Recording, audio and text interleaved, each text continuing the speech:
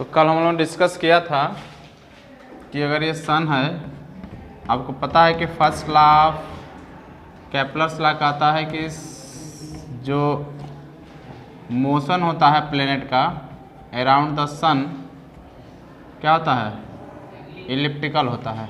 ऐसा आपने देखा था कल। ये जो है इसका आर वेक्टर था, हमने कल सपोज किया था, ये पी और पी डैश था। कल हम लोग यहाँ तक पढ़ चुके थे D L by D T equal to 0, यानी एल क्या होता है आपका, कांस्टेंट होता है ना सर। इसके बारे में कल हम लोग डिस्कस किए थे। सेकेंड लॉ की जब हम बात करते हैं, क्या कहता है सेकेंड लॉ, जो केपलर सेकेंड लॉ क्या बोलता है, swept equal area and equal interval of time, ऐसा बोलता है। तो हम क्या करेंगे कि देखेंगे, एरिया कैलकुलेट करेंगे, कैलकुलेट करने की कोशिश करेंगे कि क्या एरिया भी हमारा कांस्टेंट आ रहा है। अगर एरिया कांस्टेंट आएगा मतलब कि एरियल वेलोसिटी कह सकते हैं, rate of change of area अगर कांस्टेंट आएगा तो हम कह सकते हैं कि सेकेंड लॉ भी हमारा यहाँ से प्रूफ हुआ। ठीक, तो सबसे पहले हम क्या करेंगे कि इस पाथ के द्वारा प्लैनेट जब यहाँ पर था और कुछ समय बाद जब मूव करके यहाँ पर पहुँचा, तो ये जो लाइन ज्वाइनिंग है प्लैनेट को सन से मिलाने वाली swept equal area and equal interval of time, ठीक ना, ये इक्वल एरिया कवर करेगा। तो हम देखेंगे कि पहले ये एरिया कितना है। ठीक, अगर ये भी अगर कांस्टेंट आएगा, इसकी भी वैल्यू कांस्टेंट आएगी, तब कह सकते हैं वो कांस्टेंट है, बदलेगा नहीं, फिक्स है ना सर। तो एरिया कैलकुलेट करने के लिए हम क्या करेंगे कि इस सन को एस सपोज कर लीजिए और हम यहाँ से इस ट्रायंगल का एरिया कैलकुलेट करेंगे। एस पी पी डैश एक ट्रायंगल बन रहा है ना, ऐसे लगभग ट्रायंगल बनेगा, थोड़ा सा कर्व है बट वो ट्रायंगल बनेगा। ठीक, तो निकालेंगे एरिया ऑफ ट्रायंगल। क्या, अगर हम एरिया ऑफ ट्रायंगल निकालें एस पी पी डैश तो क्या होगा, 1/2 बेस और हाइट, ठीक ना। तो बेस में हम क्या लेकर चलेंगे, रेडियस, और जो डिस्टेंस होगा पर हाइट क्या जाएगा, पी और पी डैश के बराबर होगा, है ना सर। पी और पी डैश आपने देखा था कल, क्या था, डेल्टा आर के बराबर था, आया था ना पी और पी डैश। तो अगर हम यहाँ से निकालते हैं डेल्टा आर मतलब क्या, वो डिस्टेंस ही तो है ना, डिस्टेंस। क्यों, कोई डाउट है? तो P और P डैश की वैल्यू निकाल कर हम यहाँ रखें, पुट करें, तो कुछ ना कुछ एरिया का रिलेशन आएगा, हैं। तो सबसे पहले मेरा काम क्या होगा कि P और P डैश की वैल्यू निकाल के यहाँ पर हम पुट करें। तो P और P हम देख रहे हैं कि यहाँ डिस्टेंस है जो किसके बराबर है, डेल्टा आर, और डिस्टेंस इक्वल टू क्या होता है, स्पीड इनटू। तो हम सपोज कर लेंगे कि अगर ये v वेलोसिटी से मोशन कर रहा है तो v, और उसको यहाँ से यहाँ तक आने सपोज बहुत स्मॉल समय डेल्टा t लगा, ऐसा हो सकता है। तो speed into distance equal to क्या हो जाएगा, स्पीड इनटू टाइम, ऐसा कर सकते हैं। और शायद आपको ये पढ़ाया गया होगा, क्या पढ़ाया गया है, प्लेनेट का मास अगर m हो, v वेलोसिटी से जा रहा है, तो p बराबर p इक्वल क्या होता है, m इंटू वी होता है। ऐसा तो आप पढ़े होंगे बचपन में भी। तो v की वैल्यू निकालेंगे तो क्या होगा, p बाई में m, ये होगा। और अगर इस p की वैल्यू, v की वैल्यू अगर हम यहाँ पर रखें, p and p dash equal to क्या हो जाएगा, डेल्टा आर, और ये जाएगा v के लिए क्या रखेंगे, p बाई में m इंटू डेल्टा l, मतलब डेल्टा t, ऐसा होगा। क्यों, इस v के जगह क्या रखेंगे, p by m delta t होगा। इस इक्वेशन से क्या बनेगा मेरा रिलेशन, इस इक्वेशन से बनेगा area of S P P dash equal to 1/2 R into delta R. अच्छा, इसके जगह क्या हम लिखेंगे, P P dash P by में m इंटू डेल्टा टी, और एरिया को अगर हम डेल्टा ए से डिनोट करें, स्मॉल एरिया है, डेल्टा ले लिए, और डेल्टा टी को इसके नीचे भेजेंगे तो क्या आ जाएगा, डेल्टा ए बाई में हाफ होगा r into P by M, ऐसा होगा।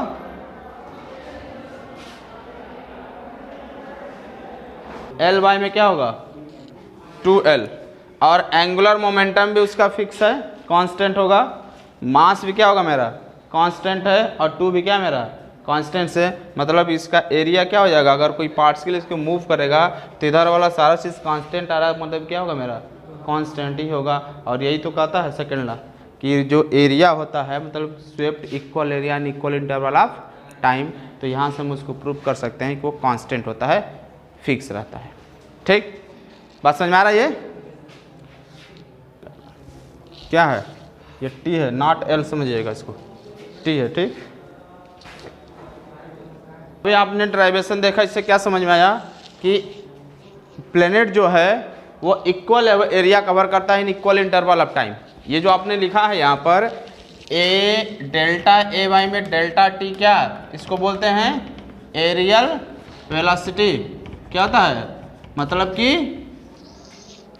Cover, area cover in per unit time. Areal velocity मतलब क्या कि area cover in per unit time, कह सकते हैं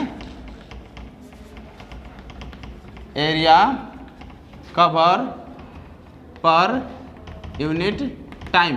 पर यूनिट टाइम मतलब समझते हैं बहुत स्मॉल समय में कितना एरिया कवर कर रहा है, वो हमेशा कांस्टेंट है। अगर हम एक एक सेकंड की बात करें तो पहली बार एक सेकंड में जितना एरिया कवर करेगा, दूसरी बार एक सेकंड में उतना ही एरिया कवर करेगा, तीसरी बार एक सेकंड में उतना ही एरिया कवर करेगा ना। तो इसीलिए कह रहा है कि पर यूनिट टाइम, और ये क्या है, rate of change of area ही तो है, जिसको हमने क्या बोला है, एरियल वेलोसिटी। ठीक, और ये पर यूनिट टाइम का एरिया ही तो निकाला गया है। अगर एरिया में हम डेल्टा ए में किससे डिवाइड करते हैं, अगर हम टाइम से डिवाइड करेंगे तो क्या निकल जाएगा, एरिया पर यूनिट टाइम। कि हमने टाइम से डिवाइड किया है ना, तो क्या निकलेगा, पर यूनिट टाइम निकलेगा। पर यूनिट टाइम का मतलब क्या, हम अपने समझने के लिए एक सेकंड ले सकते हैं कि एक सेकंड में कितना एरिया कवर किया, फिर हमने देखा कि अगले एक सेकंड में कितना एरिया किया। तो हम देखेंगे कि मान लीजिए कि यहाँ से ये एक पूरा जो है आपका एक रेक्टेंगुलर कर्व है, सपोज दैट, तो एक सेकंड में अगर वो इतना एरिया कवर कर रहा तो अगले एक सेकंड में क्या करेगा, वो इतना ही एरिया कवर करेगा। फिर अगले एक सेकंड में क्या होगा, वो इतना ही एरिया कवर करेगा। तो बोलेंगे कि क्या है, पर यूनिट एरिया उसका क्या है, कांस्टेंट है, मतलब कि हर फिक्स समय में क्या है, फिक्स एरिया कवर कर रहा है। और वही चीज़ तो आपको यहाँ पर दिखा रहा है कि डेल्टा ए वाई में डेल्टा टी मतलब क्या है, एरिया पर यूनिट टाइम। कि पर यूनिट टाइम में कांस्टेंट आ रहा है, ये भी कांस्टेंट, ये भी कांस्टेंट, ये भी कांस्टेंट, मतलब पर यूनिट टाइम उसकी वैल्यू हमेशा फिक्स रहेगी कि अभी एक सेकंड में जो आएगा फिर अगले सेकंड में वही वो भी चीज़ आएगा, फिर एक सेकंड में उतना ही चीज़ आएगा। तो इसलिए उन्होंने बताया कि जिसको हम एरियल वेलोसिटी बोलते हैं, ठीक ना, या रेडियस वेलोसिटी कह सकते हैं, या area cover per unit time कह सकते हैं, ठीक ना, या एरिया पर यूनिट टाइम भी हम कह सकते हैं कि एक सेकंड में वो जितना एरिया कवर करेगा हर बार वो क्या रहेगा, मेरा कांस्टेंट ही रहेगा। वही तो डेफिनेशन भी कहता है कि line joining to the planet to the sun swept equal area and equal interval of time. Equal interval time में क्या था, इक्वल एरिया कवर करता है। और आप यहाँ से देख भी रहे हो कि पर यूनिट टाइम में क्या है, कांस्टेंट है। इक्वल का मतलब क्या कि वही चीज़ सेम रहेगा, हर बार एक ही चीज़ आएगा, सेम आएगा, बदलेगा नहीं, तभी उसी तो हम इक्वल बोलेंगे। और बदलेगा नहीं तो उसे हम कांस्टेंट भी तो कहते हैं। तो कांस्टेंट हो गया, इसका मतलब वो बदल नहीं रहा है, बदल नहीं रहा, इसका मतलब हर बार सेम रहेगा। वही डेफिनेशन भी कहता है कि एरिया आपका सेम रहता है। कुछ समझ में आ रहा है मैथमेटिकल से, और इसका थ्योरेटिकल में क्या रिलेशन है। थ्योरेटिकल क्या कहता है कि एरिया क्या होगा, कांस्टेंट रहता है, इक्वल एरिया कवर करता है। तब swept equal area and equal interval of time मतलब क्या कि अगर हम 2-2 मिनट का इंटरवल लें तो पहली बार 2 मिनट में जितना एरिया होगा, दूसरी बार 2 मिनट में उतना ही एरिया होगा, तीसरी बार 2 मिनट में क्या होगा, इक्वल इंटरवल कह रहा है ना भाई। अगर हम 5 मिनट का इंटरवल है तो एक बार 5 मिनट में अगर जितना एरिया कवर कर रहा है अगले 5 मिनट में उतना ही एरिया कवर करेगा, अगले 5 मिनट में क्या करेगा, उतना ही एरिया। अगर हम 10-10 घंटा का इंटरवल तो 10 घंटे में जितना एरिया कवर करेगा अगले 10 घंटे में क्या करेगा, उतना ही एरिया करेगा। Equal interval of time equal area cover कर रहा है, मतलब कि एरिया में चेंजिंग नहीं हो रहा है, एरिया मेरा कांस्टेंट है। और यहाँ से भी तो वही आ रहा है कि एरिया मतलब कि पर यूनिट एरिया, जिसको हम बोलते हैं क्या, रेडियल वेला क्या, एरियल वेलोसिटी या एरिया पर यूनिट टाइम। कि पर यूनिट टाइम में जो एरिया आ रहा है क्या है, कांस्टेंट है, बदल नहीं रहा है। मतलब थ्योरेटिकल वाली बात क्या है यहाँ से सही है कि वो आपका चेंज नहीं हो रहा है। कुछ क्लियर हो रहा है बात? तो हम देखते हैं थर्ड लॉ। प्लेनेट और सन के बीच क्या होगा, फोर्स लगता है ना, ठीक, फोर्स लगता है। तो F बराबर क्या होगा, G M बाई में R स्क्वायर। जहाँ M मास ऑफ द सन है, ये जो है M जो है इस मालूम क्या planet mass of the planet हो जाएगा, ठीक। अब इसको सर्कुलर पाथ पर मोशन करने के लिए ये फोर्स क्या करेगा, सेंट्रीपिटल फोर्स प्रोवाइड करेगा। तो वो सेंट्रीपिटल फोर्स कितना होगा, सर्कुलर पाथ पर मोशन करने के लिए सेंट्रीपिटल फोर्स प्रोवाइड करेगा तो कितना होगा संदीप, फोर्स की। तो सेंट्रीपिटल फोर्स क्या होगा, F क्या हो सकता है, क्या हो सकता है mv स्क्वायर बाई में R, जो इसको सर्कुलर पाथ में मोशन करने के लिए प्रोवाइड किया जाएगा, ठीक। इन दोनों को हम इक्वल कर सकते हैं, mv square by R equal to Gm by में R स्क्वायर। और ये G को कैंसिल आउट करेगा, क्या हो जाएगा, M से M चला जाएगा, तब बच जाएगा v square equal to Gm by में R। ये रिलेशन बना। प्लेनेट मूव कर रहा है इस इलिप्टिकल ऑर्बिट में, इस पाथ के अलांग, उसकी वेलोसिटी कितनी है v, ठीक। वन रिवॉल्यूशन में उसके द्वारा जो डिस्टेंस कवर किया जाएगा कितना होगा, 2 पाई r के बराबर होगा, ठीक। तो v इक्वल टू क्या हो जाएगा, 2 पाई r। सरकमफ्रेंस कह सकते हैं यहाँ पर, तो कितना होगा 2 पाई, और टाइम कितना ले रहा है, t ले रहा है। तो जो वेलोसिटी होगा प्लेनेट का, डिस्टेंस बाई में टाइम। भाई डिस्टेंस कितना कवर करेगा, यहाँ से चला एक चक्कर सरकमफ्रेंस के बराबर हुआ। यहाँ से टाइम कितना लगा, गाड़ी देखेंगे टिक टिक टिक टिक टिक टिक टिक टिक टिक टिक टिक, वन रिवॉल्यूशन मतलब कि पूरा टाइम पीरियड t के बराबर है। तो डिस्टेंस कितना हो जाएगा 2 पाई r, और टाइम कितना हो जाएगा t, डिवाइड कर देंगे निकल जाएगा, उसकी वेलोसिटी निकल जाएगी। डिस्टेंस बाई टाइम होता है ना सर। अब हमें चाहिए v स्क्वायर की वैल्यू, तो हम क्या करेंगे, दोनों तरफ स्क्वायर कर देते हैं, v स्क्वायर की वैल्यू भी निकल जाएगी। हमें यहाँ v स्क्वायर की वैल्यू चाहिए ना, स्क्वायर कर देते हैं, तो क्या बनेगा, v स्क्वायर इक्वल टू 4 होगा, पाई square r square t square, ऐसा होगा। यहाँ पर रख देते हैं वैल्यू v स्क्वायर की, रखा जाए, क्या बनेगा रिलेशन आपका बनेगा, चलिए नीचे ही लिख देते हैं यहीं पर, ठीक। क्या हो जाएगा 4 pi square r square t square equal to Gm by R square, हाँ सॉरी r है, इस r का इधर मल्टीप्लाई कर देते हैं, इस t को उधर भेज देते हैं, ठीक। क्या जाएगा 4 पाई स्क्वायर r के पावर 3, ये जाएगा Gm t स्क्वायर, ऐसे बनेगा रिलेशन। t का तो क्यूब नहीं होगा ना भाई, क्यों, कोई कुछ बोल ही नहीं रहा है, ये चीज समझ में आ रहा है बात।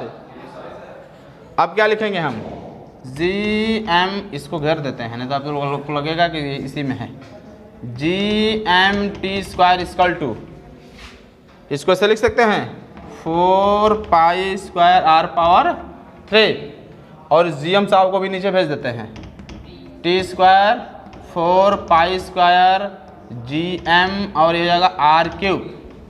अब ध्यान से देखिए, प्लेनेट का मास कांस्टेंट है, ग्रेविटेशनल यूनिवर्सल ग्रेविटेशनल कांस्टेंट की वैल्यू फिक्स होती है, पाई की वैल्यू आपको पता ही है फिक्स है, अब 4 क्या है मेरा फिक्स है, मतलब ये पूरी होल क्वांटिटी क्या हो गया, कांस्टेंट हो गया। तो क्या लिख सकते हैं यहाँ पर हम, t square equal to constant कर सकते हैं r क्यूब, और कांस्टेंट हटाएंगे तो क्या होगा, प्रोपोर्शनल r क्यूब होगा, क्यों भाई। और यही तो आप क्या कहता है, यही तो कहता है थर्ड लॉ, जहाँ पर आपका क्या है 4 पाई r स्क्वायर Gm क्या आपका है, कांस्टेंट है, इसलिए हम कह सकते हैं कि हमारा थर्ड लॉ होगा। t स्क्वायर छूट गया है, तो यहाँ t स्क्वायर लिख दें, और इस तरह का रिलेशन बनेगा आपका, ठीक। t square equal to r के पावर 3, और यही तो कहता था क्या, थर्ड लॉ ही कहता था ना, कि जो टाइम लगेगा पूरा एक चक्कर लगाने में, उस टाइम का स्क्वायर सेमी मेजर एक्सिस यहाँ पर क्या है, r क्यूब के डायरेक्टली प्रोपोर्शनल होता है। ठीक, कोई दिक्कत? चलिए, अपनी तरह क्या करता है, एवरी ऑब्जेक्ट को attract toward itself with a certain force, ठीक ना। तो अब किसी ऑब्जेक्ट पर अर्थ जो फोर्स लगाता है वो फोर्स कितना होता है, m। किसी भी, और जैसे डस्टर है, डस्टर को ऊपर से हम गिराएंगे ऐसे तो अर्थ खींच रहा है ना भाई, m। h की क्या जरूरत है, वो तो एनर्जी हो जाएगी वहां पर, mg मास इंटू, अरे भाई आपने पढ़ा है F बराबर क्या होता है, m into a, mass into acceleration, Newton second law पढ़ाया गया कि नहीं पढ़ाया गया है। तो अब जब इस चाक को या किसी ऑब्जेक्ट को ऊपर से हम गिराएंगे तो इसका जो मास होगा वो, और उसके अंदर जो एक्सेलरेशन प्रोड्यूस होगा वो, उसका मल्टीप्लाई कर देंगे, फोर्स निकल जाएगा।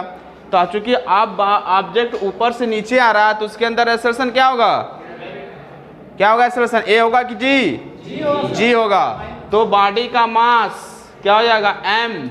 अगर m ऑब्जेक्ट का बॉडी हो तो, और एक्सेलरेशन जब ऊपर से नीचे आएगा तो उसके अंदर जो एक्सेलरेशन प्रोड्यूस होगा वो क्या होगा, g, ये हो जाएगा mg, उसके ऊपर फोर्स लगेगा जो उसके वेट के भी बराबर होता है ना सा।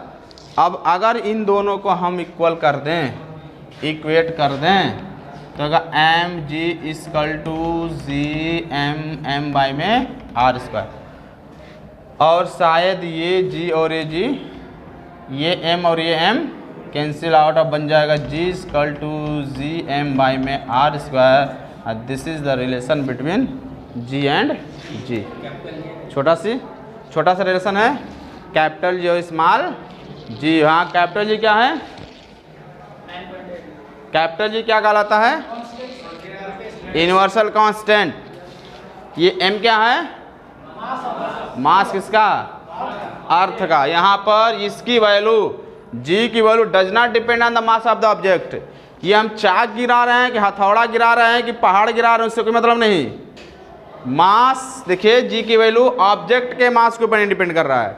ये हम चाहे चौक गिराएं या डस्टर गिराएं, सेम एक्सेलरेशन प्रोड्यूस होता है, बशर्ते उस पर क्या लगना चाहिए, ओनली ग्रेविटेशनल फोर्स लगना चाहिए, अदर फोर्स उसके ऊपर एक्ट नहीं होना चाहिए। ये मैंने फ्री फॉल के केस में बताया था आपको, फ्री फॉल क्या होता है। तो आप देख रहे हैं जी की value does not depend on the mass, मास के ऊपर डिपेंड नहीं कर रहा है, वो हल्का ऑब्जेक्ट हो या भारी ऑब्जेक्ट हो। किसके ऊपर, तो ग्रेविटेशनल कांस्टेंट जी को बोलते हैं, कैपिटल जी को यूनिवर्सल ग्रेविटेशनल कांस्टेंट।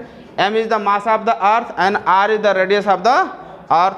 अर्थ का रेडियस कितना होगा, दिस, ये हो गया। बात समझ में आया क्यों? अब अगर हम यहाँ से मास कैलकुलेट करना चाहें तो आसानी से कैलकुलेट कर सकते हैं। m इक्वल टू क्या हो जाएगा, ये g r², r को इधर मल्टीप्लाई कर देंगे, क्या हो जाएगा, gm हो जाएगा। और ये स्मॉल जी क्या होता है, ये तो universal constant, universal gravitational constant होगा। ये क्या है, g एक्सेलरेशन ड्यू टू, तो इसलिए दोनों में डिफरेंस समझे रहिएगा। यहाँ का वहाँ, वहाँ का यहाँ मत करिएगा। क्या होगा, हमें निकालना है मास, g r² में क्या होगा, g की वैल्यू आपको पता है 9.8 और रेडियस शायद 3.67 इंटू 10 के पावर 6.37